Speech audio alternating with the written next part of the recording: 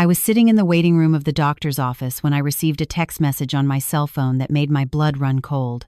Mom, I'm boarding a Caribbean cruise. I sold the beach house and Dad's Rolex. We needed the money. Bye. But before I continue, make sure you are already subscribed to the channel and write in the comments where you are watching this video from. We love knowing how far our stories are reaching. My name is Mary Campbell. I am 68 years old, and until 6 months ago, I believed I had a stable life with a loving family. Recently widowed, I was still recovering from the loss of Alfred, my husband of 4 decades, when my only daughter showed me her true colors. It all started on a Monday morning. I was in the waiting room for my routine checkup when my phone vibrated with that message from Patricia. Mom, I stopped by the apartment and took the documents for the beach house and Dad's vintage Rolex. I already signed the sales papers for both. I'm leaving on a luxury Caribbean cruise tomorrow, and I needed the money. I bought a one-way ticket. Edward is coming with me. I read and reread the message several times, unable to process what was happening. My daughter, whom I thought was my companion after Alfred's death, had sold the beach house, our family history of 30 years, built brick by brick with my husband's sweat, and the precious watch that Alfred never took off his wrist, his only extravagance in life. My hands trembled as I tried to call her. It rang until it went to voicemail. I tried again and again. Nothing. Only after 6 attempts did she answer, sounding irritated. What is it, Mom? I'm busy packing. Patricia, what does that message mean? You can't have sold the house and your father's watch. Those are my things. There was a silence, and then a short, almost mocking laugh. Technically, they were Dad's things. Look, I don't have time for drama. You have that old apartment to live in. It's more than enough.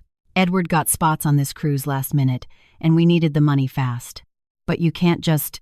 I already did, Mom. The documents you signed last month giving me power of attorney, remember? You didn't even read them properly. I signed everything over to my name legally.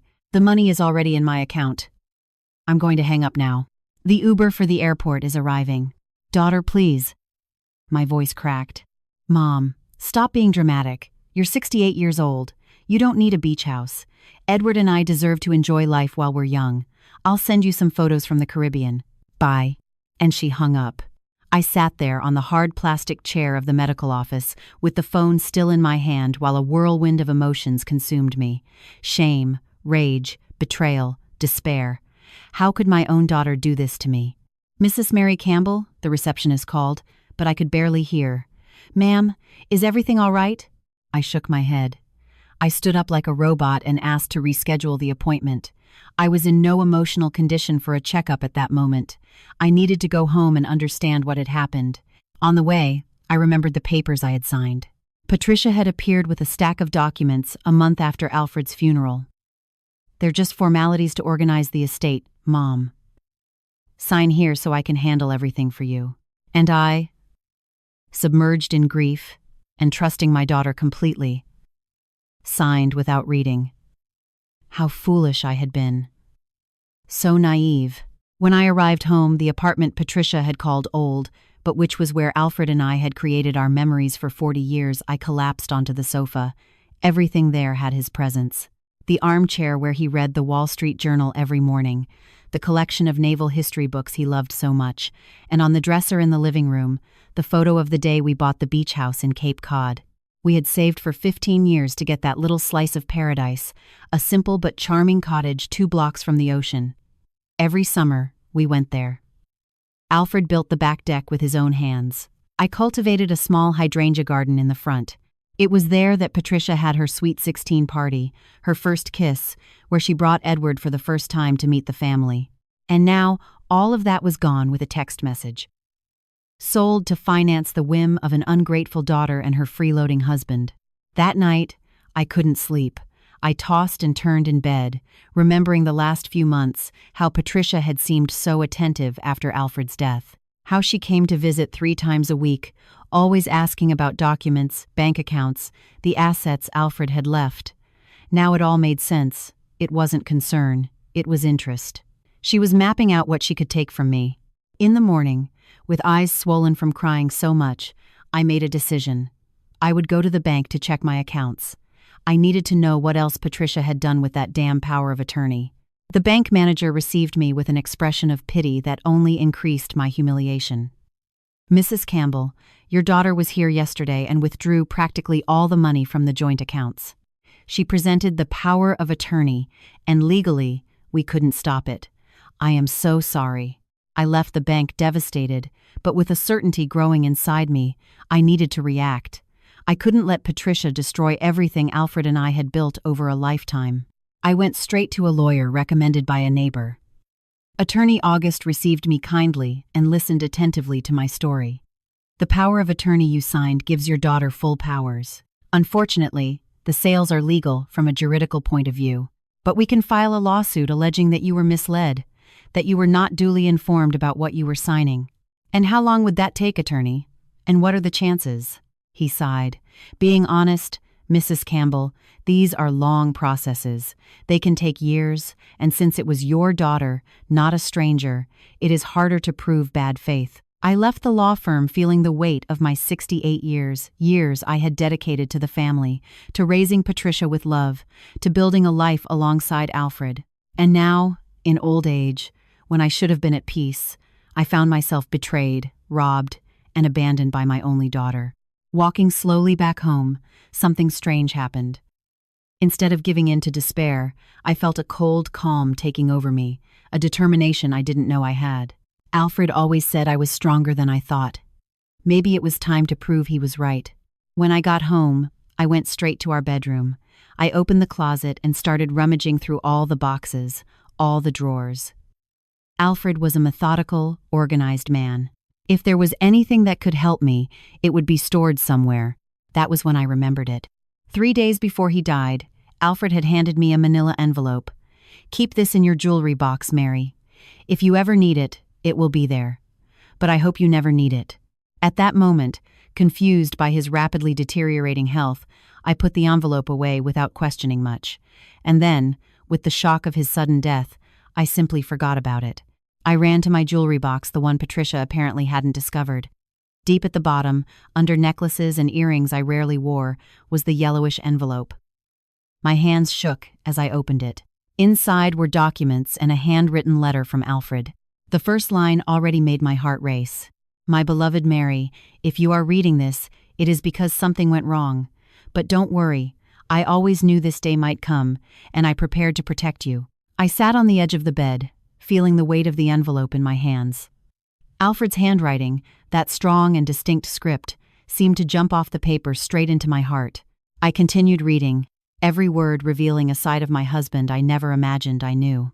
"Mary, during our 43 years together, I learned many things. The most important of them, always have a plan B. While everyone saw only a conservative bank manager, I was silently building security for you. Our daughter Patricia always showed an attachment to money and material goods that worried me. That is why I kept certain investments secret." My heart beat faster. Alfred, always so transparent with me, had kept secrets. But for a noble reason: to protect me. The beach house and the assets everyone knows about are just the surface. Over the years, I bought 3 commercial properties in downtown Boston, all leased to solid companies. I invested in stocks of blue-chip companies. I opened accounts in 2 different banks in your name, but with passwords only I knew. All of this is documented in the papers attached to this letter. I went through the documents confirming everything he said. Deeds, bank statements, lease contracts, a fortune I never imagined possessing. Most importantly, one of the properties is exactly the luxury building where Patricia and Edward live. Yes, my dear, we are the true owners of the luxury building they brag so much about having gotten on their own merit. Edward never knew his father-in-law was his landlord. I had to stop reading for a moment. The revelation was too shocking. Alfred had bought the building where our daughter lived. Why? I bought the building when they decided to move there, using a shell company. I knew Edward too well, his arrogance, his lies about high-risk investments. I saw how he negatively influenced our daughter, how she changed around him. This is my final gift to you, Mary. The power of choice. You can reveal everything now and take back control, or wait and see how far our daughter's ingratitude goes. The decision is yours. The letter ended with detailed instructions on how to access the accounts, contacts for trusted lawyers, and a final sentence that made me smile through my tears. Remember what I always tell you: You are stronger than you think, my love. Much stronger. I spent hours analyzing those documents. According to the most conservative calculations, I was the owner of assets worth at least 5 times more than the beach house and the savings Patricia had stolen. I wasn't a destitute widow. I was a wealthy woman. That night, I slept with a tranquility I hadn't felt since Alfred had left. The next day, I dressed with care, chose a discreet but elegant dress that Alfred adored, and went to the office of attorney Robert Reynolds, one of the lawyers indicated in the letter. Unlike the young attorney August I had consulted before, attorney Reynolds was a gentleman with gray hair and a shrewd gaze. He listened to my full story and examined the documents Alfred had left. Mrs. Campbell, your husband was an extraordinarily intelligent man. He structured everything impeccably. You are, without a doubt, a very wealthy woman. And yes, we can recover the beach house and the watch, but allow me to suggest a different approach. I'm listening, attorney. He smiled, adjusting his glasses. Your daughter thinks she left you with nothing. How about we let her keep believing that for a while? In the meantime, we discreetly assume control of all your assets, especially the building where she lives. I understood immediately where he was going. You are suggesting I let my daughter find out in the worst way possible. I am suggesting your daughter learn a valuable lesson about consequences, Mrs. Campbell. Sometimes justice needs to be felt to be understood. I left the law firm with a plan in action. Attorney Reynolds would immediately begin the procedures to formally transfer all assets to my name. He would annul the power of attorney I gave Patricia, alleging I was misled during a moment of emotional vulnerability. And most importantly, he would send an eviction notice to Patricia and Edward as soon as they returned from their trip. Over the following weeks, I kept my normal routine. I went to the supermarket, talked to neighbors, attended my book club at the library. Everyone treated me with that pity reserved for the elderly, abandoned by their children. The story of my situation had already run through the neighborhood. Audrey, my neighbor of decades, came to visit me almost daily with transparent excuses like borrowing sugar or showing photos of her grandchildren. Mary, have you spoken to Patricia?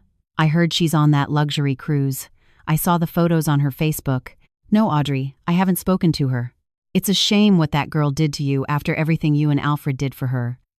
Selling the beach house just like that. And for what? To ride around on a boat with that pompous investor husband of hers. I smiled softly, pouring more tea. Life teaches, Audrey. One way or another, life always teaches. She looked at me confused, not understanding my calm. How could she? No one knew my secret. Alfred's letter, the documents now stored in Attorney Reynolds' safe. At the end of the 3rd week, I received the first call from Patricia. Hi, Mom. How are you?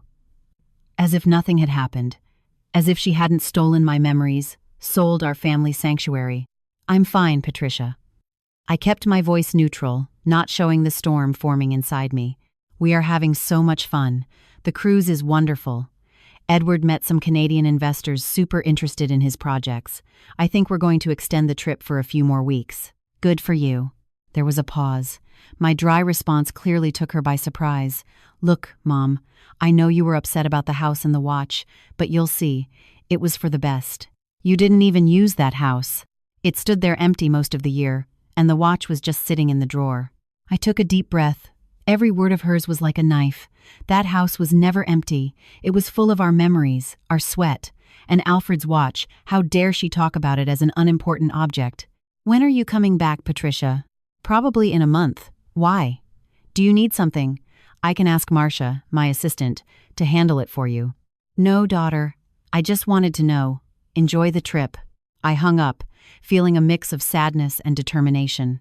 That wasn't the daughter I had raised, or maybe she was, and I had been blind all these years, refusing to see the signs that Alfred, more perceptive, had noticed. In the following weeks, Attorney Reynolds called me daily with updates.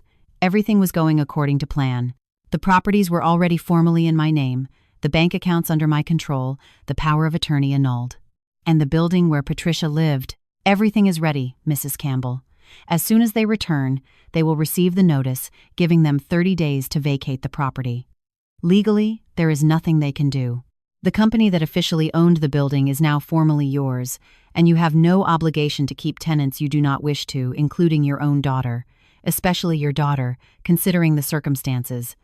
You have full moral and legal justification. Moral and legal. The words resonated in my mind. I had the right to do this. I had the power. But would I have the courage? Patricia was my only daughter, my blood, despite everything she had done. One night, I went to the room I still kept with her things. I sat on the edge of the bed and picked up a photo from the shelf. Patricia, at 5 years old, sitting on Alfred's lap on the porch of the beach house. Both were smiling, she with strawberry ice cream melting in her hand, him with that look of pure love he always had when he looked at her.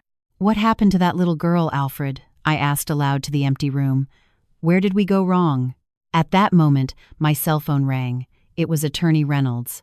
"Mrs. Campbell, I just received information that your daughter and her husband are returning tomorrow. They are taking a flight from Miami to Boston tonight." So the time had come, the hour of truth, of justice, or of mercy. "Send the notice, attorney." "Are you sure, ma'am?" "Once the process starts, I'm sure. It's time my daughter learned that actions have consequences." That night, I couldn't sleep.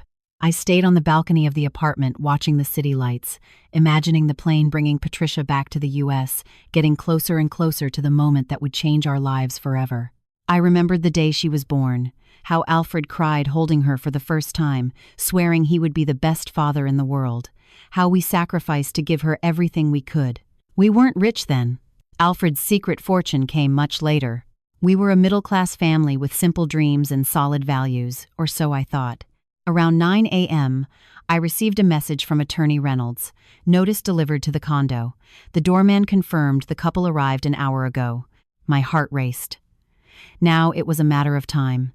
I made coffee, dressed with care, not like a destitute widow, but like a businesswoman, and waited. I knew Patricia would come furious and confused. And she came. The doorbell rang at 11:37. When I opened the door, I saw my daughter with deep circles under her eyes from the trip, hair messy, holding a crumpled paper in her hands. Behind her, Edward looked equally haggard and furious. "What does this mean?" She shoved the eviction notice against my chest. "Is this some kind of sick joke?" I remained calm, despite my racing heart. "Good morning to you too, Patricia. Please, come in. Let's talk like adults." They entered, Edward looking around as if he had never been there before. Patricia threw her designer bag on the sofa, a Louis Vuitton that probably cost the equivalent of 3 months of the salary Alfred earned when we started life together. "There is nothing to talk about. We arrived exhausted from the trip and found this insanity an eviction order from our own apartment. And the worst part, it says the owner is you." I sat calmly in the armchair that was Alfred's favorite. "It's not a joke or insanity. It is the truth. I am the owner of the building where you live." Edward stepped forward, finger pointed at me. "This is ridiculous. We bought that apartment 3 years ago. I have all the documents. You bought the right to use the apartment in a sort of long-term lease. The ownership of the entire building always belonged to the company Secure Investments, LLC, a company that belonged to Alfred and now belongs to me." Patricia's face went pale. Edward seemed unable to believe what he was hearing. "This doesn't make sense," Patricia stammered. "Dad was just a bank manager. How could he be the owner of our building?" "Your father was much more than you ever imagined, Patricia. Much smarter, much more foresighted, and he knew the daughter he had very well." Patricia collapsed onto the sofa, looking smaller and more fragile than I had ever seen her. "Why did he never tell us?" "Because he knew exactly what you two would do with that information, how you would use that knowledge. And he was right, wasn't he?" Edward, always so arrogant, now looked like a scared child. "This can't be legal. We're going to contest this." I smiled calmly, a smile that didn't reach my eyes. "Feel free. Attorney Reynolds has all the documents in order. Every penny invested, every transaction, everything absolutely legal and verifiable." "Attorney Reynolds?" asked Patricia. "My lawyer. One of the best in the city, specialized in real estate law. The same one who is handling the recovery of the beach house and your father's watch." Her eyes widened. "What do you mean, recovery?" "The sale you made was invalidated, Patricia. The power of attorney you made me sign when I was vulnerable from grief was annulled. The house is already back in my name. The watch, well, unfortunately, you sold it to someone who took it out of the country. We are trying to locate it, Edward ran his hand through his hair, nervous. This is madness. Total madness. No, Edward. Madness was what you two did, robbing an elderly widow of the few things she thought she had. That is madness and cruelty. Patricia began to cry. But I wasn't moved. I had seen those tears before when she wanted a new car, when she fought with her first boyfriend, when she needed money for an investment of Edward's that couldn't wait. Tears of convenience. Mom, I'm sorry. It was a mistake. We were desperate. Edward had this unique business opportunity on the cruise, meeting investors who could change our lives. And how did that go? Did the big business deal work out? I asked, knowing the answer by Edward's defeated expression. It wasn't exactly what we expected, he muttered, avoiding my gaze. It never is, right, Edward? The big deals, the can't-miss opportunities, the high-risk investments. Alfred tried to warn you so many times. Wait, Patricia interrupted, an idea seeming to dawn on her. If Dad was so rich, if you have so many things, why are you doing this to us?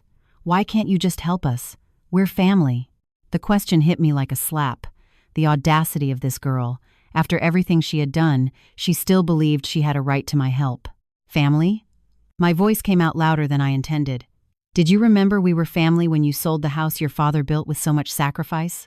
When you took the watch he wore for 40 years that I intended to give you on your birthday? When you drained all the money from my accounts, leaving me wondering how I would pay the bills next month? Patricia lowered her eyes, but Edward advanced.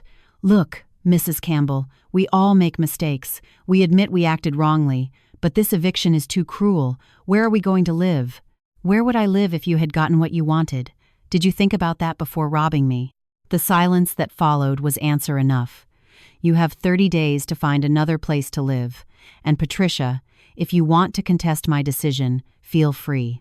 But know that while we fight in court, I can also revise my will. Currently, you are my sole heir. That can change. I saw the desperation grow in her eyes. Patricia had always been practical and ambitious. The implied threat was clear. If she fought me, she could lose even more in the future. Mom, please. She approached, trying to take my hands. We can resolve this. I know I was wrong, but don't leave me on the street. You won't be on the street, Patricia. You have money. The money you stole from me from the sale of the house and your father's watch. Use it to rent a modest place while you reorganize your lives. But the conversation is over. Now, if you'll excuse me, I have an appointment. There was no appointment, but I needed them to leave. I needed to breathe. Seeing my daughter like this, reduced to begging after so much arrogance, didn't give me the pleasure I imagined it would. There was only a void, a deep sadness for what we had become. When the door closed behind them, I sat back in Alfred's armchair and allowed the tears to come. I wasn't crying for myself or for Patricia. I cried for the broken dream of family we had built, for the illusion I fed for decades. The phone rang, interrupting my thoughts. It was Attorney Reynolds. Mrs. Campbell. Everything all right? Did your daughter receive the notice? Yes, attorney. She and her husband just left. And how are you? I thought for a moment before answering. At peace, attorney. Not happy, not satisfied.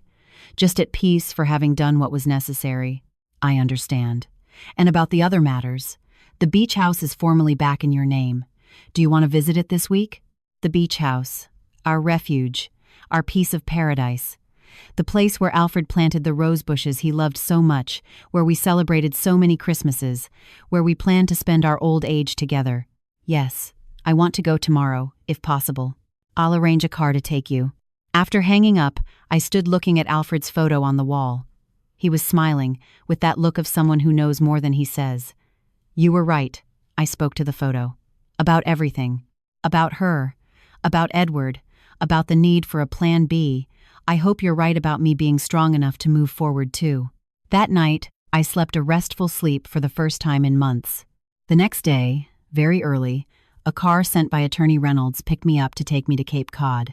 The car dropped me at the entrance of the beach house. There it was, exactly as I remembered it, the light blue wooden cottage with white trim, the small front garden, now a bit neglected, and the view of the ocean in the background. I felt a lump in my throat as I walked up the small stone path Alfred had laid in our third summer there. The key turned with difficulty in the lock. When I opened the door, the familiar smell of salt air mixed with wood hit me like a wave. I ran my hand along the wall, feeling the texture of the wallpaper we had chosen together.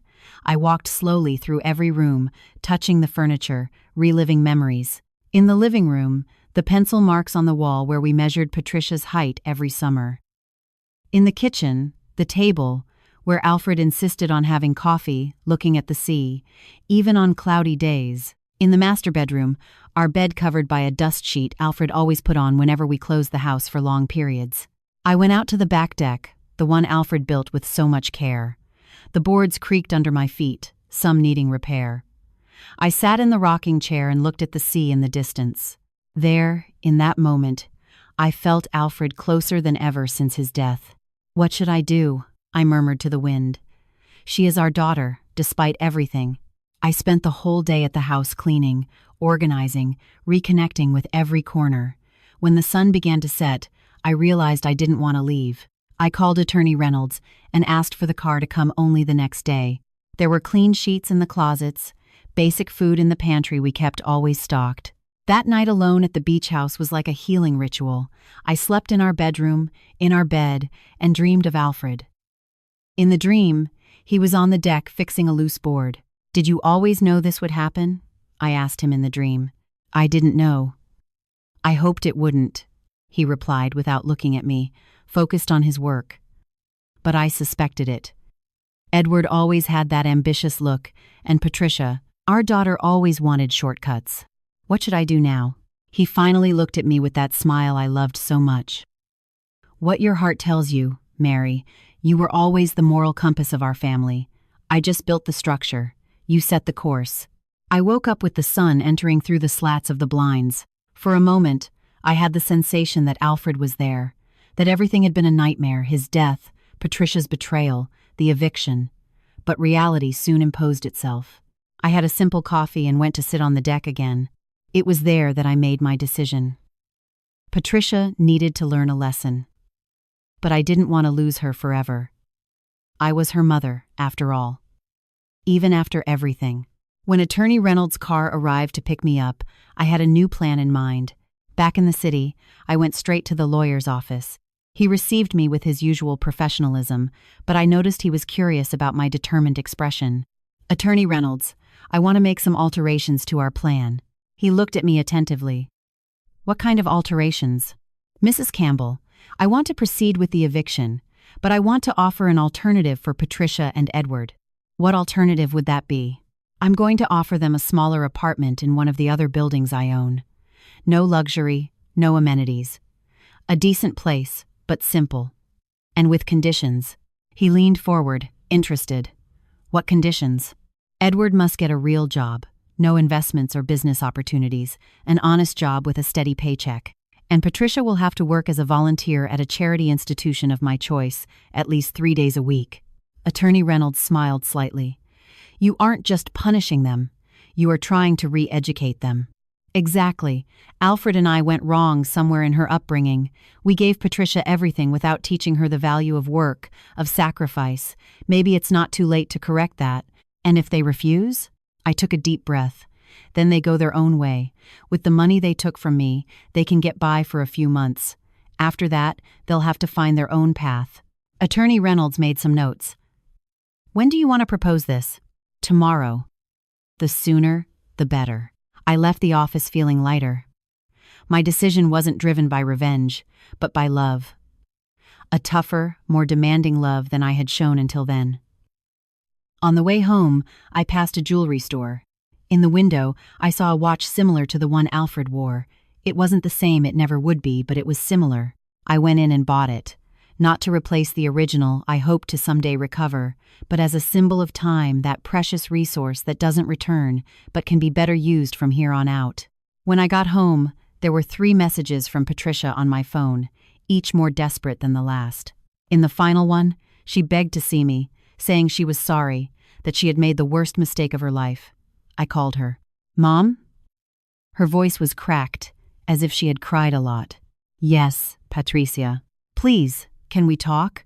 I'm desperate. Edward and I had a huge fight. He's talking about going back to his mother's house. I don't know what to do. Come tomorrow at 10 a.m. And bring Edward if he agrees to come. I have a proposal for you. Proposal? What proposal? Tomorrow, Patricia.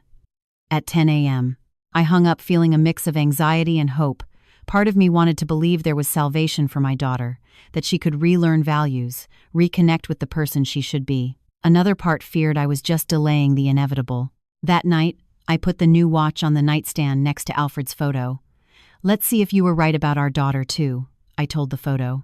You always believed there was goodness in her, even when I had doubts.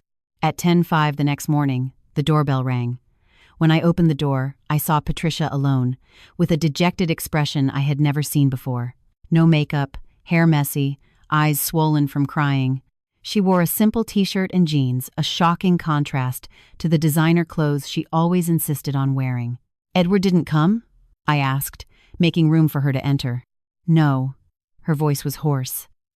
"He said he won't beg anyone. He went to his mother's house last night." Patricia sat on the sofa, seeming smaller, more fragile. For a moment, I saw the little girl who ran to my arms when she got hurt. I shook my head, pushing the image away. I couldn't let myself be swayed by emotion now. "You talked about a proposal," she said hesitantly. I sat in the armchair across from her.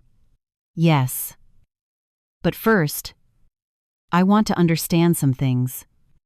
"Why, Patricia? Why did you do this to me? I am your mother. I always gave you everything I could." She lowered her eyes, fiddling nervously with her hands. "I can't explain it, Mom. It all happened little by little. Edward said we needed the money for important investments, that it was just for a while, that we would pay you back everything later.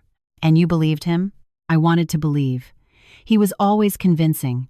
Since we met, he showed me this life of luxury, of opportunities. I let myself be carried away. "And the beach house? Your father's watch? How could you sell things with such sentimental value?" A tear rolled down her face. "I convinced myself they were just things. That the memories were what mattered. Edward said you didn't even use the house, that the watch was just stored in the drawer. I know it sounds horrible now." "Yes, it sounds horrible because it is horrible, Patricia. You stole everything you thought I had. If your father hadn't left me that envelope, I would be destitute now." She shrank back as if slapped. "I know. I have no excuses. I can only say I am sorry. Deeply sorry." I watched her for a long moment, trying to discern if the regret was genuine or just the consequence of getting caught, of losing her luxurious lifestyle. "My proposal is as follows," I began finally. "The eviction continues. You will have to leave that apartment in 30 days, as already notified." She nodded, resigned. "But I am willing to offer a smaller apartment in one of the other buildings I own. A decent place, but no luxuries." Her eyes lit up. "Seriously, Mom? With conditions." "What conditions?" "Edward needs to get a real job. Not those investments or opportunities that never yield results. An honest job with a W-2, steady paycheck." She bit her lip. "I don't know if he will accept that. That is his problem. I am talking to you now. The second condition is for you." "What?" "You are going to work as a volunteer 3 days a week at the St. Lucy's Senior Living Home." "The nursing home." She looked confused. "Exactly.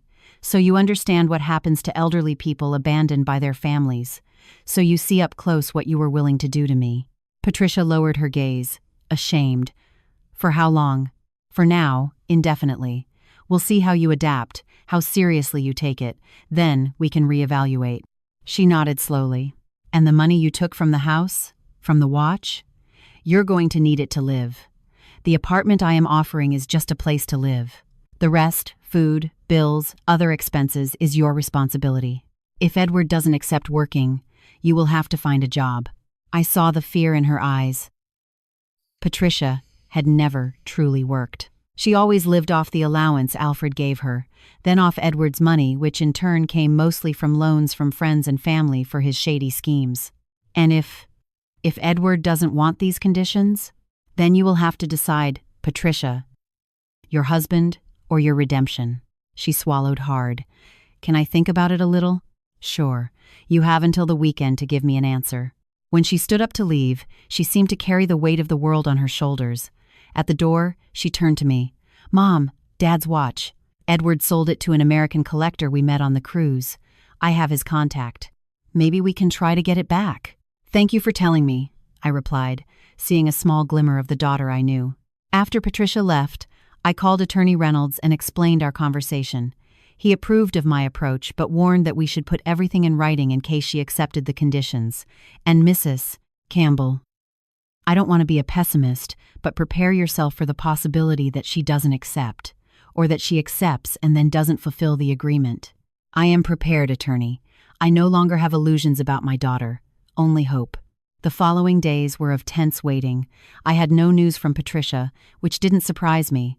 She was probably trying to convince Edward, or maybe considering other options. To distract myself, I dedicated myself to planning renovations at the beach house. The deck needed urgent repairs. The roof had some loose shingles. The front garden was abandoned.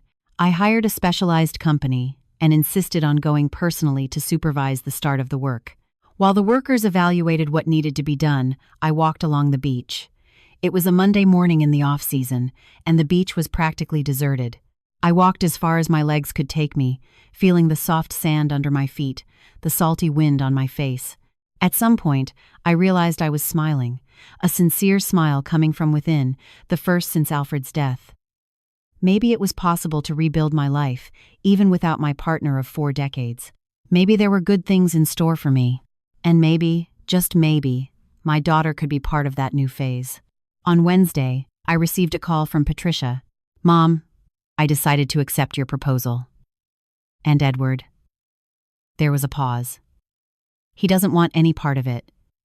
He said he won't work grunt jobs." Those were his words. "He has an uncle in Denver who offered him a partnership in a business. He's going there." "And you?" "I'm staying. I want to fix things, Mom. I know it will take time, that you won't trust me anytime soon, but I want to try." We agreed to meet at Attorney Reynolds' office to formalize the agreement. The next day, Patricia appeared punctually, dressed simply but neatly, without the excesses of before. Attorney Reynolds read the terms of the agreement. She could occupy a 2-bedroom apartment in the building on Palm Street, no rent cost, but responsible for all utilities. She would have to work as a volunteer at St. Lucy's for at least 12 hours a week. She had to find paid employment within 60 days. Any breach would result in immediate eviction. "Understood and agreed," she said, signing the papers. After the meeting, I accompanied her to see the new apartment. It was a simple but cozy place, much smaller than the luxury one she lived in before. "It has a parking spot." "But you don't have a car anymore, do you?" I asked as we went up in the elevator. "No. Edward took it. It was in his name." "I understand. So you'll rely on public transport for a while." "Yes," she nodded. "It will be different." When we entered the apartment, Patricia looked around with an expression difficult to read. It wasn't disappointment, nor exactly sadness. Maybe it was just the realization of her new reality. "It's small, but it has what's necessary," I commented, opening the windows to air it out. "The basic furniture is already here. As you can see, the refrigerator is new. It's perfect, Mom. Thank you. You can move in whenever you want. The keys are yours." As we were leaving, Patricia stopped at the door. "Mom, can I ask you something?" "Sure. Do you think you'll ever truly forgive me? Not just give me another chance, but trust me again?" The question took me by surprise. It was something I had been asking myself. "I don't know, Patricia. Trust is like a crystal vase. Once broken, even if you glue the pieces, the cracks will always be there." She nodded, swallowing hard. "I understand. But I'm going to try anyway. Because you're my mother. And I am very sorry for everything." In the following days, I watched from afar as Patricia moved into the new apartment. It was strange to see her carrying her own boxes without condo staff to help, without Edward, a 43-year-old woman starting life practically from scratch. Her first day as a volunteer at St. Lucy's was a Monday. We agreed to meet there so I could introduce her to the director, Mrs. Christine, a longtime friend. "Patricia is going to work here 3 times a week," I explained to Christine. "She can help wherever is most needed." Christine, who knew the whole story, looked at Patricia with a serious expression. We have a lot of work in the recreation area. Some seniors haven't had visitors in years. They need company. Someone to listen to them. I can do that, Patricia replied, seeming genuinely interested. I watched my daughter being led by Christine down the corridors of the nursing home, being introduced to the residents. I saw how some seniors looked at her with hope. One more person who might care about them, who might remember their names next time. I left there with conflicting feelings. Part of me wanted to believe in Patricia's redemption, that she really understood the lesson, that we could rebuild our relationship.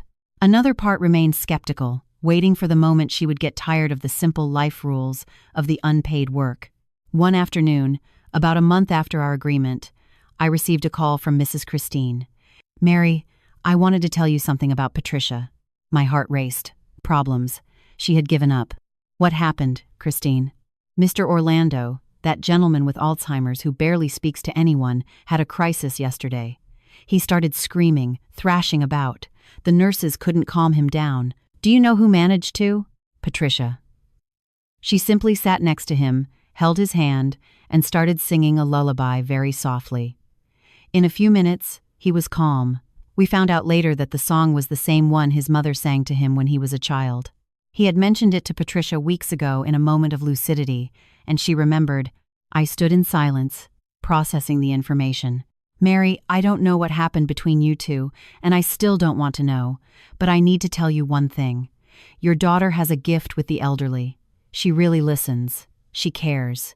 After hanging up, I stayed thinking about this other Patricia who was emerging, one I barely knew, one who remembered details about the childhood of a man with Alzheimer's, who sang lullabies to soothe crises, who voluntarily went an extra day a week. I decided to visit her in her new apartment. She had given me the key for emergencies, but I made a point of ringing the doorbell. When she opened the door, Patricia looked different. It wasn't just the absence of expensive clothes or elaborate makeup. It was something in her posture, in her gaze, more serene, more centered. "Mom, what a good surprise!" She hugged me spontaneously, something she hadn't done in years. The apartment was impeccably clean and organized. On the living room wall, I noticed something that surprised me. Photos of the residents of St. Lucy's in simple frames. "They are my friends," she explained, following my gaze. It seemed important to have them close, reminding me why I'm doing this. In the kitchen, I saw basic cookbooks open on the counter with notes in the margins.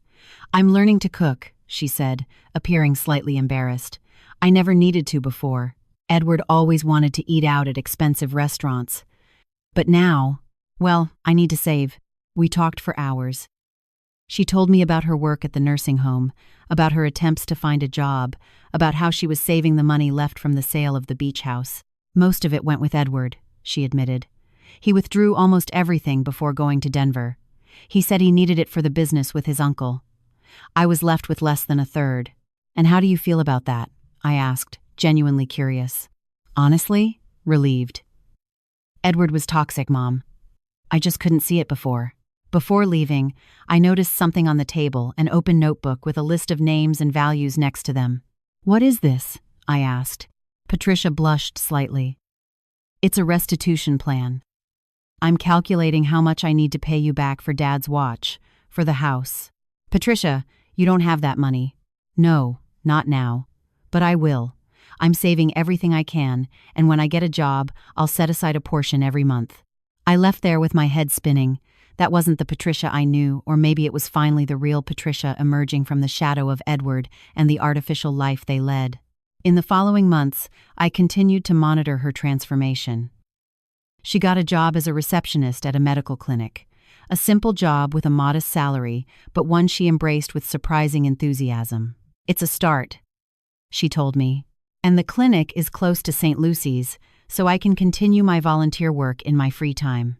At home, I started organizing Alfred's things not to get rid of them, but to preserve them properly. It was during this organization that I found a second letter at the bottom of a box of documents. "To be opened when our daughter finds her path," the envelope said. With trembling hands, I opened the letter. "My dear Mary, if you are reading this, it means Patricia finally found her true north. I don't know how it happened or how long it took. Maybe it was easy, maybe it required a painful lesson. But I am happy. Our daughter always had a good heart, Mary. deeply buried under layers of materialism and wrong influences. But it was there.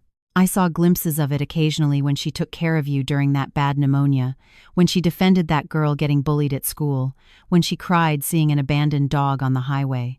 The world tried to harden her. We, without realizing it, spoiled her too much. Then came Edward, who only saw value in material things. But a person's true character cannot stay hidden forever. In the envelope, along with this letter, is a final gift for you two. A deed to a small lot next to our beach house. I bought it years ago in secret, thinking of expanding our cottage one day. Now, I think it can serve a better purpose. Build something new there, Mary, together with our daughter. It doesn't matter what it can be, an inn, a new house, even a shelter for seniors without family if you want. The important thing is that you build together, brick by brick, decision by decision. Leave the past behind and build something that is a symbol of your restart. With eternal love, Alfred. In the envelope, as promised, was the deed to a lot adjacent to our beach house. A piece of land, waiting to gain meaning. I sat there with the letter in my hands for hours. Alfred, even absent, continued guiding our lives, believing in redemption, in restarts. Was it possible? Patricia and I building something together, leaving the past behind? The next day, I invited my daughter to lunch. I chose a simple restaurant near her work. She arrived punctually in her clinic uniform, a simple white blouse and black dress pants. "Is everything okay, Mom? Did something happen?" She seemed worried about the unexpected invitation. "I found something yesterday," I explained, handing her Alfred's letter. "Your father left this for us." I watched as she read, seeing the emotions pass over her face. Surprise, emotion, regret, and finally, hope. "Dad, he really believed in me," she murmured with a broken voice. "Even knowing everything, your father always had more faith in people than I did," I admitted. "Especially in you. And what do you think of this idea? Building something together?" I looked at my daughter, not the cold woman who had robbed me, but this new person emerging from the ashes of her old self. A woman who worked honestly, who dedicated herself to abandoned seniors, who tried to fix her mistakes. "I think it's exactly what we need," I replied finally. "A project that unites us, that forces us to work together, to trust each other again." What could we build? I don't know. Maybe we can start by visiting the lot together this weekend? See the space. Think about possibilities. The smile that lit up her face reminded me of the Patricia from many years ago. The girl who ran through the beach house, who built sandcastles with her father, who dreamed of being a veterinarian to take care of all the abandoned animals in the world. I would love that, Mom. More than you can imagine. That weekend, we went together to the Cape Cod house. The cottage was already completely renovated thanks to the work I had commissioned. The deck was firm again, the roof leak-free, the front garden replanted with the same flower species Alfred loved so much. "It's so beautiful, Mom," Patricia commented as we walked through the garden. Exactly as I remember from childhood. Together, we went to the lot next door. It was a small lot, but well located, with a partial ocean view and a flat area ideal for construction. "What do you think we could do here?"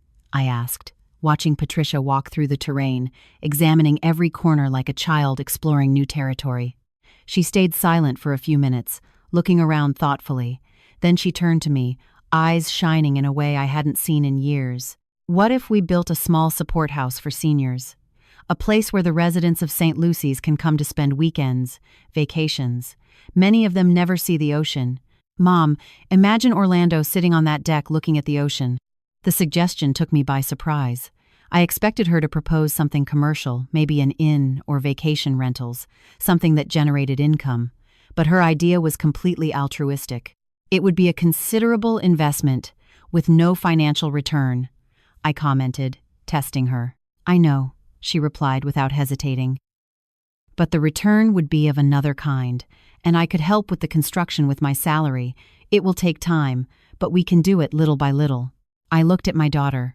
I really looked at her and saw something I had lost the capacity to see, the goodness that Alfred always insisted existed in her.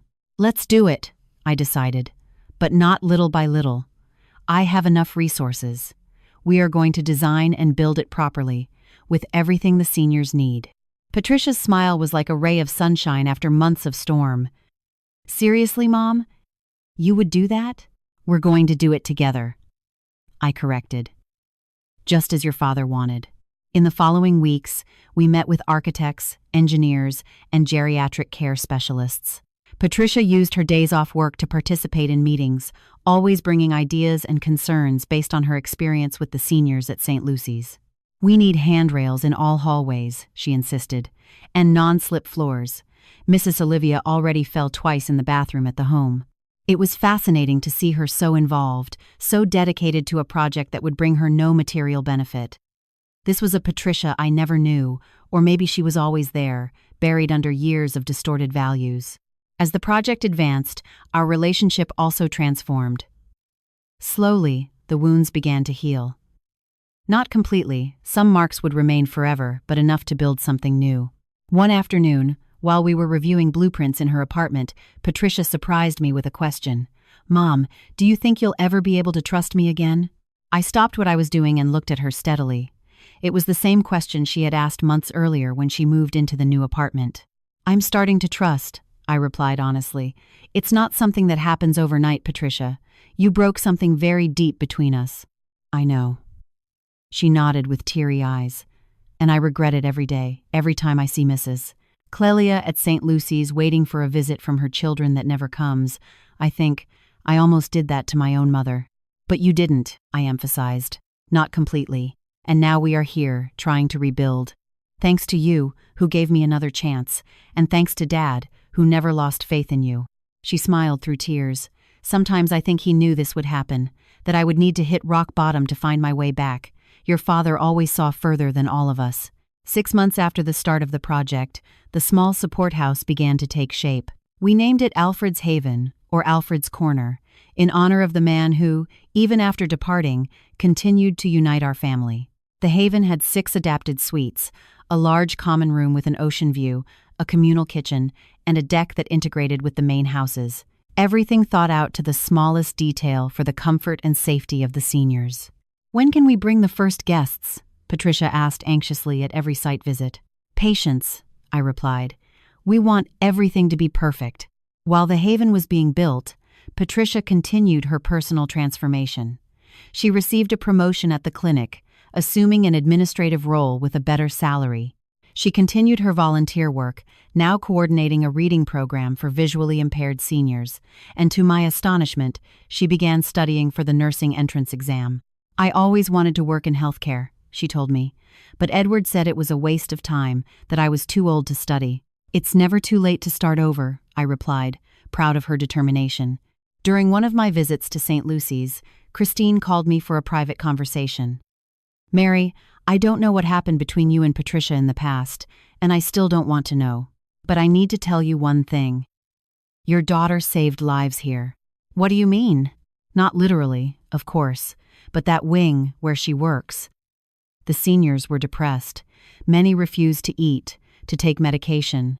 Since Patricia started with the reading program, with the memory activities, everything changed. They have a purpose. They wait for her now." I left there with a full heart.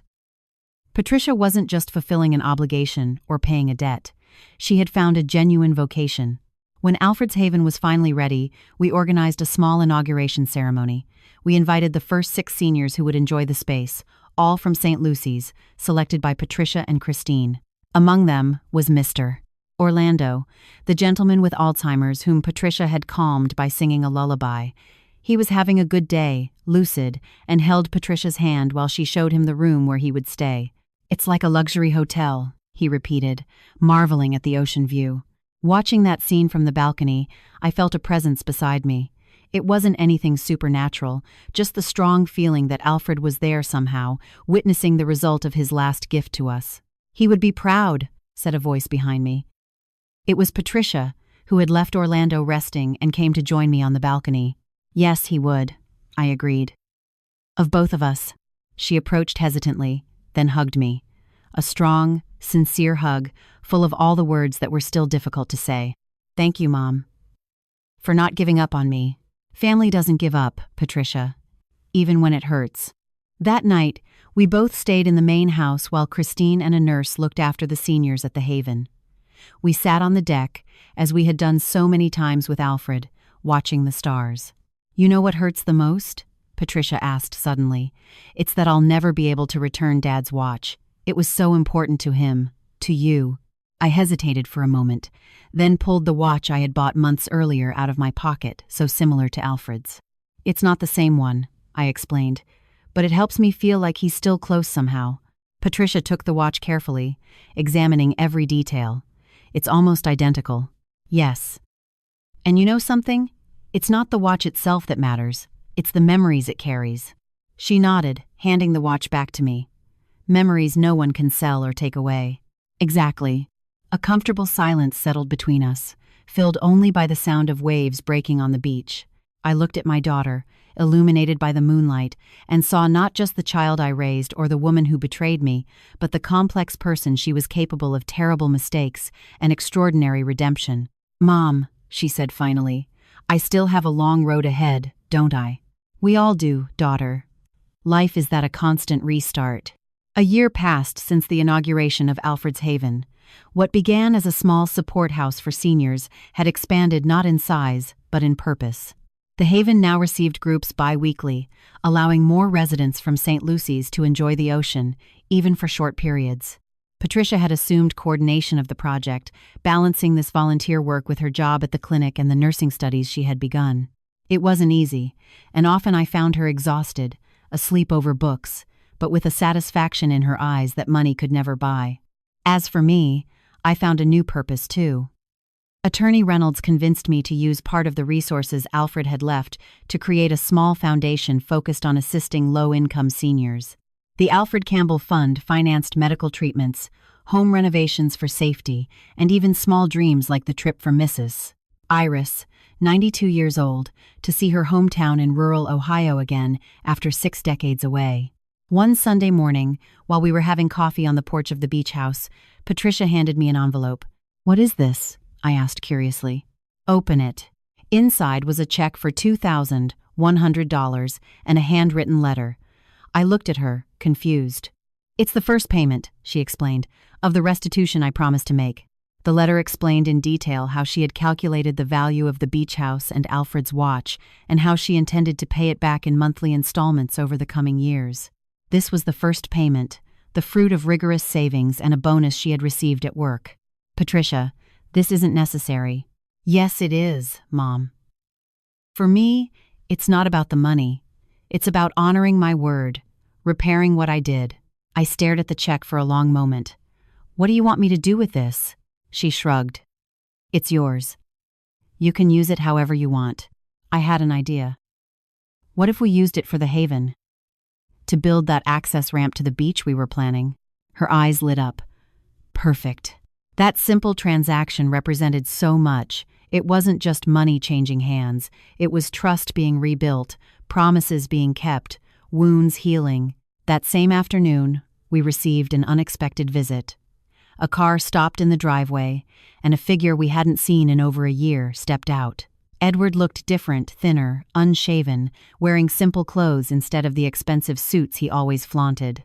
He hesitated at the entrance, clearly uncomfortable. Patricia, who was in the garden, saw him first. Her expression changed immediately, not to anger or resentment as I expected, but to a cautious curiosity. "Edward? What are you doing here?" He took a few hesitant steps. "I need to talk to you. It's important." Patricia looked at me. I was watching from the balcony. "We can use the back deck," she suggested to him. I stayed in the living room, trying not to eavesdrop but worried about the impact this visit would have on Patricia. After everything she had achieved, the last thing she needed was Edward reappearing to destabilize her. The conversation lasted almost an hour. When they returned, Edward seemed emotionally shaken, and Patricia surprisingly calm. "Edward came to say goodbye," she explained. "He is moving to London. He got a job at a tour operator there." Edward greeted me formally, unable to look me in the eyes. "Mrs. Campbell." I wanted to apologize for what we did. "I know it's not enough, but—" "No, it isn't," I agreed, maintaining composure. "But it is a start." "I also came for another reason," he continued, taking a small package from his pocket. "I managed to recover this." I opened the package with trembling hands. It was Alfred's Rolex, worn from use, with the crystal slightly scratched, but unmistakably the watch my husband wore for decades. "How?" was all I could murmur. The American who bought it was staying at the same hotel as me in Lisbon. An incredible coincidence. When I recognized it, he refused at first, but when I explained the story, the sentimental value, well, he finally accepted. I stared at the watch, feeling its familiar weight in my hands. It was like getting a piece of Alfred back. "Thank you," I said sincerely. "It's the least I could do," Edward replied, appearing genuinely ashamed. "Well, I have to go. My flight leaves early tomorrow." Patricia walked him to the car. I saw them talking a bit more, and then, surprisingly, a brief hug before he left. When she returned, her eyes were teary, but her expression was serene. "Are you okay?" I asked, concerned. "Yes," she affirmed with conviction. "It's like closing a chapter, you know? Edward is different. The business with his uncle failed completely. He lost everything, had to start from zero. I think that made him rethink a lot of things." "People can change," I commented, looking significantly at her. "Yes, they can," she smiled. "Some need to lose everything to find something better inside themselves." That night, I put Alfred's watch back in its place on the nightstand.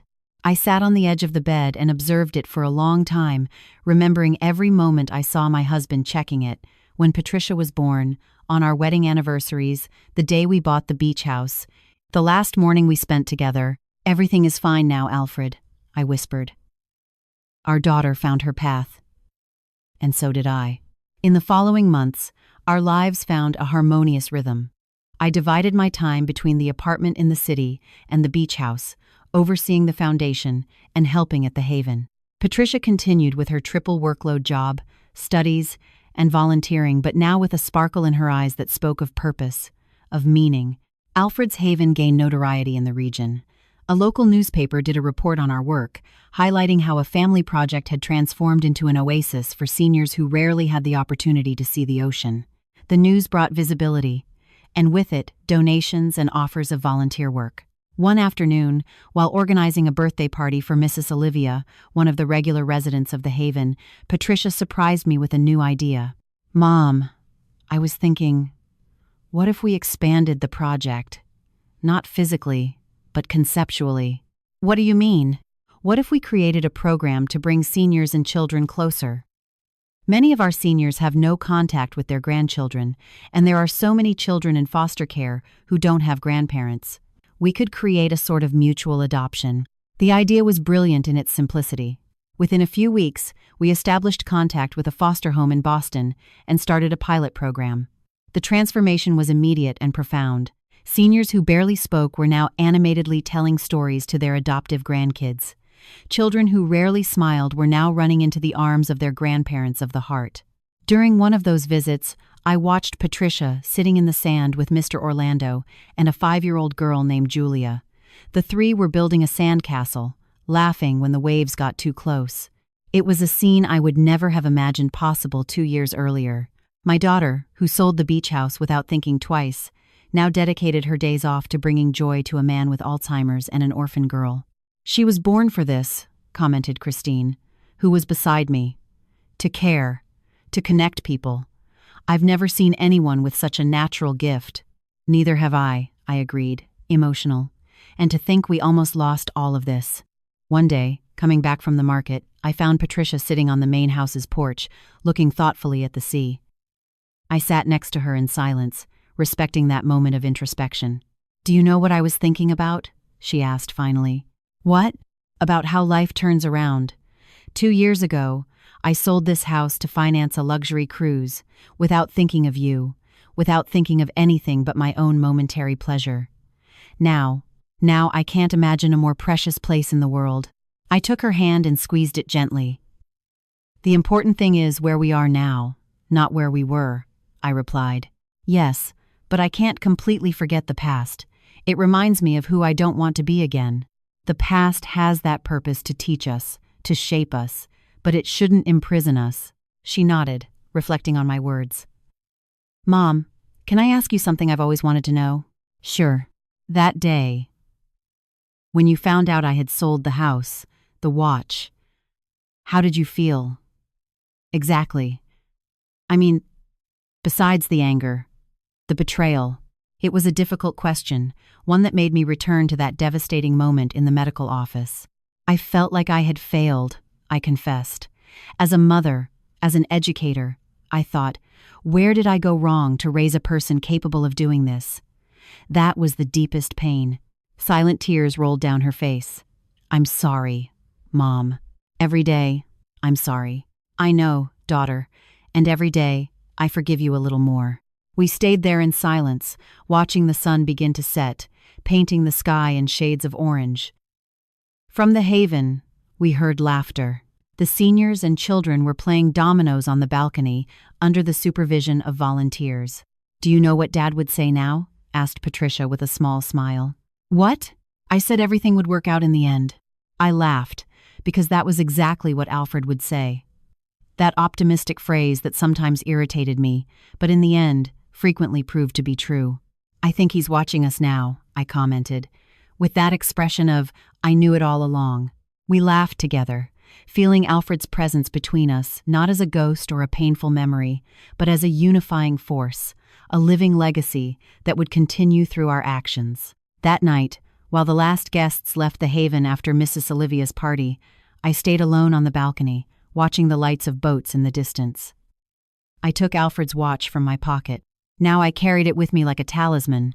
You were right, my love, I whispered. About everything. About our daughter, about life, about restarts, and for the first time since his death, I felt complete peace, not just resigned acceptance of loss, but the deep understanding that his love and wisdom continued alive through us in the haven that bore his name, in our daughter's transformation, in my own rebirth as a stronger and wiser woman. The next day, when Patricia arrived for breakfast, she brought a folder of documents. What is this? I asked curiously. My application for the residency program in geriatrics, she replied with a mix of nervousness and determination. After graduating in nursing, I want to specialize in care for the elderly. I looked at my daughter with immense pride. This was Alfred's true inheritance, not the money or the properties, but the values that had finally bloomed in Patricia. Your father would be so proud, I said with a cracked voice. I know, she smiled. And you, Mom? Are you proud too? More than you can imagine. Time passed, as it always does, transforming people and situations. 3 years went by since that breakfast, where Patricia showed me her application for the geriatrics residency. Today, at 74, I look back and barely recognize the path we traveled. What started with a painful betrayal transformed into a journey of redemption that affected not only our lives but those of dozens of people around us. Alfred's haven grew beyond our expectations. With support from the foundation and donations that started arriving after the newspaper report, we managed to buy the neighboring lot and expand the structure. Now, instead of 6 rooms, we had 12, all adapted for the specific needs of our elderly guests. The program integrating seniors and children became a model for other projects in the country. We received visits from social workers, psychologists, and even representatives from the Department of Health interested in understanding how such a simple initiative could generate such profound results in the quality of life for both groups. Patricia graduated in nursing with honors and got a spot in the geriatrics residency she so desired. She balanced her studies with work at the haven, frequently spending the night awake to handle everything. But I never saw her complain. On the contrary, she seemed to draw energy from the purpose she had found. As for Edward, we received occasional news. He had settled in London, working for a tour operator. According to his sporadic emails to Patricia, he led a modest but honest life. He had met an Englishwoman. They were engaged. He seemed to have found his own path to redemption. One Sunday afternoon, while helping at Mr. Orlando's 90th birthday party, who, against all medical expectations, had improved significantly after starting to frequent the haven, I received a call from Attorney Reynolds. Mrs. Campbell, I have news, he said with an intonation I couldn't decipher. About Alfred's will. Will? But we already opened the will years ago, attorney. Not this one. Alfred left a second will with specific instructions to be opened 5 years after his death. The deadline is next week. My heart raced. Alfred and his surprises, even after so long. What else had he planned that we didn't know yet? When can we see it? I asked anxiously. Next week. on the exact day. He was very specific about that and asked that you and Patricia be present. The following week, Patricia and I met at Attorney Reynolds' office. We were both nervous, not knowing what to expect from this new document. Patricia held my hand tightly. "Are you ready?"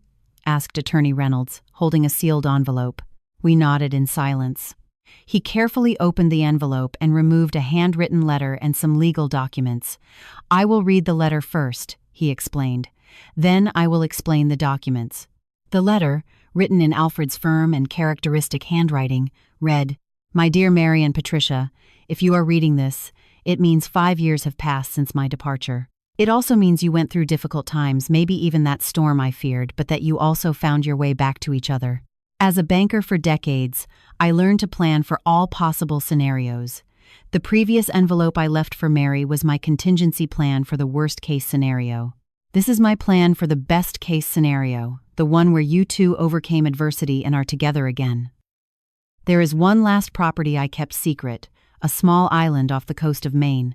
I bought it years ago when it was still a wild and undervalued place. Today, it is a preserved paradise. This island is not for you to sell or exploit commercially. It is a sanctuary, an environmental legacy. Along with the ownership documents are the bylaws for a new foundation, the Island of Hope Foundation, which will be responsible for preserving the area and using it for educational and therapeutic purposes. I imagine children learning about preservation, seniors finding peace on its gentle trails, researchers studying its rich biodiversity. And I imagine you two managing all of this, continuing the work I hope you have already begun with the lot next to the beach house. This is my final gift to you. Not a fortune to be spent, but a purpose to be fulfilled. A legacy not just for our family, but for the world. With eternal love, Alfred. When Attorney Reynolds finished reading, Patricia and I were crying. Even after so much time, Alfred still managed to surprise us with his vision, his generosity, his unshakable faith in our potential. "There is more," continued Attorney Reynolds, showing us the documents. "Alfred left a considerable fund for the initial maintenance of the island and implementation of the projects, and he left specific details on how he imagined the foundation would work." In the following weeks, Patricia and I visited the island for the first time. It was exactly as Alfred had described, a preserved paradise with rocky shores, dense pine forests, and impressive biodiversity. It was about 50 acres, with a small central cabin that could serve as a base for researchers and visitors. Walking along its trails, I felt Alfred's presence beside us again, guiding us, showing us the potential of the place, sharing his vision for the future. "It's incredible," Patricia commented as we rested in a small cove. "How could Dad keep this a secret for so long? And how did he know exactly what we would need now?" "Your father always saw far," I replied, remembering Alfred's quiet wisdom, how he observed people and situations with a deep understanding few possessed. He saw potential where others saw only problems. He saw hope where others saw only darkness. In the following months, we dove headfirst into the Island of Hope project. We hired biologists, environmental educators, and architects specialized in sustainable construction. The idea was to create minimal infrastructure that allowed receiving school groups and seniors while preserving local nature to the maximum. Patricia assumed leadership of the project with a passion that impressed me daily. Even with her grueling routine in medical residency, she found time for team meetings, visits to the island, and planning activities. "I don't know where you get so much energy," I commented one night while we were reviewing architectural plans at the kitchen table.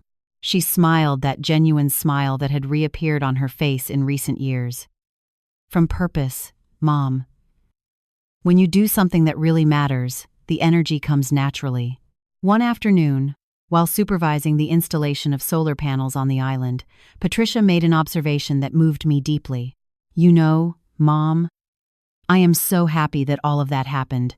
The theft, the betrayal, everything. If I hadn't made the worst mistake of my life, I never would have found my true path." I looked at her, surprised by such wisdom. "You really changed, daughter. Thanks to you, who didn't give up on me when you had every right to, and thanks to Dad, who predicted it all." She looked at the horizon, thoughtful. "Sometimes I wonder if he really predicted it, or if he created the conditions for it to happen." Like he knew that by leaving you that envelope, he was triggering a series of events that would lead us exactly where we are now. It was a fascinating perspective. Alfred, the silent strategist, planting seeds that would only bloom years later. Either way, I continued, he would be proud. Of you, especially. The Island of Hope Foundation was officially inaugurated on the 5th anniversary of Alfred's haven. We organized a simple ceremony on the island with the presence of some local authorities, volunteers, seniors from St. Lucy's, and children from the foster home who already participated in our programs. During the ceremony, Patricia gave a speech I will never forget. 5 years ago, I was a completely different person, she began, her voice steady despite the evident emotion. I lived to accumulate things, to impress people, for a distorted idea of success. I reached the point of stealing from my own mother, of selling family memories for the price of a luxury trip. A respectful silence fell over the audience. What I didn't know was that I would need to lose everything to find something infinitely more valuable, a purpose, a mission, a new understanding of what really matters. She paused, looking at me with teary eyes. My mother could have abandoned me like I abandoned her. She could have left me to face the consequences of my acts alone. But she chose the harder path, that of education through tough love, of redemption through work and responsibility. And my father, even physically absent, continues to guide our steps through his vision, his generosity, his unshakable faith in human potential. She gestured toward the island around us. This place is not just an ecological sanctuary. It is a symbol of restarts, of second chances. Here, seniors will find new meaning. Children will learn about preservation. Researchers will seek solutions for environmental challenges. But above all, this island represents the possibility of transformation that exists in each of us. When she finished, there wasn't a dry eye in the audience. Mr. Orlando, who held my hand throughout the speech, whispered emotionally, "Your daughter has the light of God in her eyes, Mrs. Campbell, a light that only turns on after passing through much darkness." In the following years, I saw that light strengthen and expand. Patricia completed her medical residency and began dividing her time between clinical care for vulnerable seniors and coordinating the Foundation's projects. The Island of Hope program became a national reference in environmental education integrated with therapy for the elderly. During one of our regular visits to the island, we found Patricia sitting on a rock by the sea, watching a group of children learning about sea turtle preservation with a team biologist. "Any problem?" I asked, noticing her thoughtful expression. "No. None," she replied. "I was just reflecting on how we got here." I sat next to her, feeling the sea breeze on my face, now marked by time. "You know what impresses me most, Mom?" she continued. "It's not just the transformation of the place, or even my own transformation. It's seeing how a single decision can change everything." "What decision?" "Yours. When you found out what I had done, you could have simply used the money Dad left to recover your assets and abandoned me to my fate. It would have been more than fair, but you chose a harder path, the path your father would have chosen." I completed. "Yes. And look where we are now." She gestured toward the island, toward the learning children, toward the seniors walking peacefully on the accessible trails. "All of this exists because you decided not to give up on me." I hugged my daughter, feeling the weight of that observation. Many times I wondered what would have happened if I had chosen the path of pure and simple revenge. If I had used the power Alfred gave me only to punish Patricia, I would have lost my daughter forever. I would have become bitter, resentful. Alfred's haven never would have existed.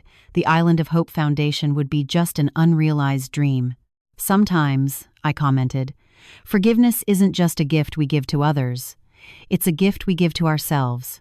That night, sitting on the porch of the small, sustainable house we had built on the island, I took Alfred's old watch from my pocket. It still worked perfectly, marking the seconds with the same precision as when it was on my husband's wrist. "Thank you," I whispered to the starry night, "for everything, for the wisdom, for the foresight, for the love that continues to guide us." A soft sea wind caressed my face, as if it were Alfred's answer. Somehow, I knew he was seeing everything. The flourishing of the haven, Patricia's transformation, the birth of the Island of Hope Foundation. At 74 years old, I had learned that life rarely follows the paths we plan, that sometimes it is necessary to lose something valuable to find something priceless. That pain, when faced with courage and wisdom, can transform into purpose. And that love, true love, is not just a feeling. It is a daily decision to believe in the potential of the other, even when all evidence points to the contrary. 10 years passed since that fateful message on the cell phone. 10 years of transformations, challenges, and achievements I never imagined possible at 68. Today, at 78, I observe the legacy we built with a mixture of gratitude and awe. What started with a painful betrayal transformed into a network of projects impacting hundreds of lives. Patricia, now Dr. Patricia, specialized in geriatrics and developed revolutionary research on nature reconnection therapies for seniors with Alzheimer's. The results are extraordinary, showing signs of delaying the progression of the disease. Patricia invited me to go with her to a conference in Geneva to present our work. On stage, she told our story to the world, crediting everything to my forgiveness and Alfred's vision. Edward appeared unexpectedly to apologize personally, transformed by his years in London. I forgave Edward not for him, but for me. For resentment is too heavy a burden to carry in old age. Walking along the beach, watching the movement at the Haven, children playing with seniors, researchers teaching, volunteers serving, I think about how it all started with that devastating text message. I hold Alfred's watch, the one we almost lost forever, and I understand.